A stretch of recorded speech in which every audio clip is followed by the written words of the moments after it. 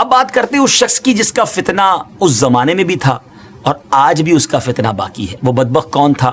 مرزا غلام احمد قادیانی. یہ 1839 یا 1840 عیسوی میں پیدا ہوا اور 1886 میں مرزا نے اپنی نبوت کی بنیاد رکھنا شروع کی، جو کہ جھوٹے اور عجیب و غریب من گھڑت الہام اور کشف وغیرہ پر مبنی تھی، جو کہ آج بھی اس کی بدنام زمانہ کتاب براہین احمدیہ میں موجود ہے.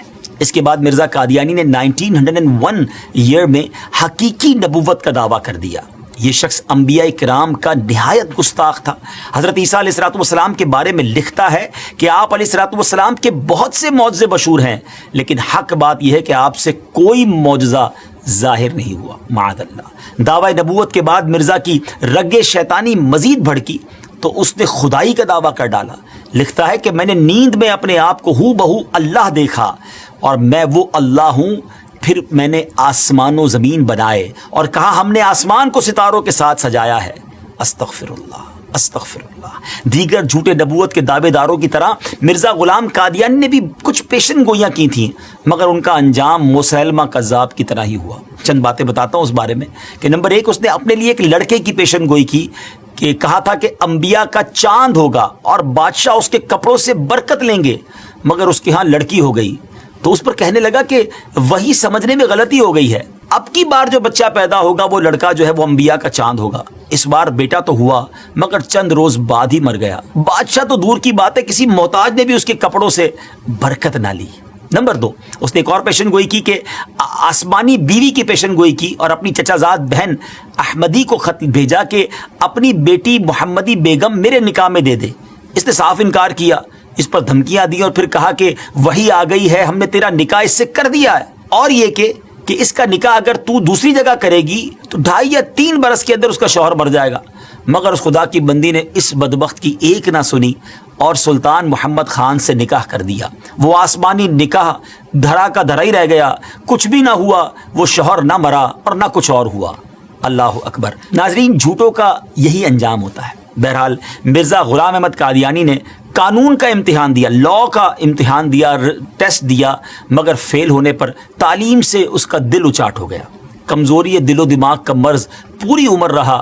کئی بیماریاں اس کی زندگی میں اس کے ساتھ تھیں. 26 مئی 1908 میں یہ لاہور میں اس کو ڈائریا ہوا اور گندگی کے عالم میں. جی ہاں، جب اس کا آخری وقت آیا تو وہ واش روم میں تھا، گندگی میں لت پت تھا، اور لوگ اس کی لاش کو دیکھ کر یوں سمجھیے کہ عبرت کا نشان اس کی لاش بن گئی. ناظرین، یہ ہے جھوٹے نبی کا انجام.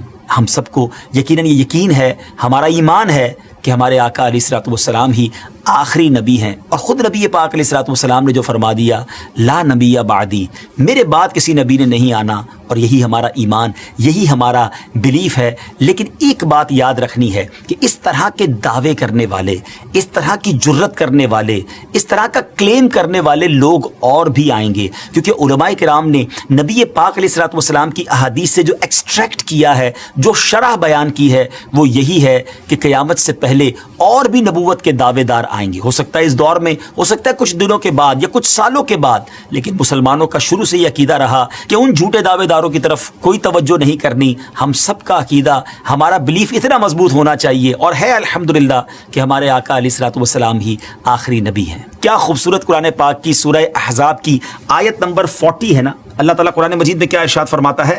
ما کان محمد ابا احد من رجالکم ولکن رسول اللہ وخاتم النبیین وکان اللہ بکل شیء علیما. سبحان اللہ، کتنا خوبصورت اس کا ترجمہ ہے. محمد تمہارے مردوں میں کسی کے باپ نہیں ہیں، لیکن اللہ کے رسول ہیں اور سب نبیوں کے آخر میں تشریف لانے والے ہیں، اور اللہ سب کچھ جاننے والا ہے. تو الحمدللہ یہ چمکتا دمکتا عقیدہ مسلمانوں کا صبح قیامت تک انشاءاللہ جاری و ساری رہے گا کہ اللہ کے آخری نبی جناب محمد الرسول اللہ صلی اللہ تعالیٰ علیہ وسلم ہیں، اور یہی ہمارا ایمان ہے. بہرحال ان جھوٹے نبوت کے دعوے داروں کے بارے میں ہم نے جانا، اور علماء احادیث کی شرح کرتے ہوئے لکھتے ہیں کہ یہ نشانی ابھی اور چلنی ہے، یعنی اور لوگ بھی قیامت سے پہلے اس طرح کے دعوے کرتے رہیں گے اور مسلمان ان سے نپٹتے رہیں گے. بہرحال اللہ کریم ہم سب کو سچے ایمان والا، صحیح عقیدے والا مسلمان